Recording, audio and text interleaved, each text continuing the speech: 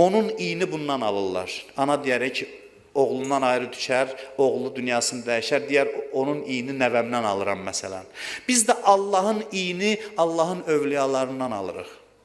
Dünyada olduğumuz müddətdə. Ona görə onlar həmişə insanlar içində olur ki, bu ayrılıq qəmini yüngülləşdirsinlər. Onların yanına gəlməklə, onlarla təmasda olmaqla insan o ayrılıq qəminin üzərinə su səpmiş olur. Yaşadığımız dövrün çətinliyi bundadır ki, həm Allahdan ayrıyıq, bu insanın dərdidir.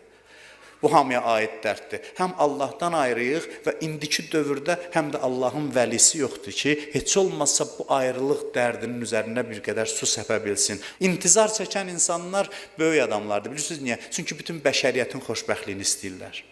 Egoist insan İmam Zamanı gözləyə bilməz. İmam Zaman gəlişi bəşəriyyətin qızıl dövrüdürsə, bütün insanlığın xoşbəxt olmasını arzulayan insanlar İmam Zamanın intizarında ola bilərlər. Bir daha sizi təbrik edirəm. Allahdan arzu edirəm ki, Allah o həzrətin zuhurunu görməyi bizə nəsib eləsin.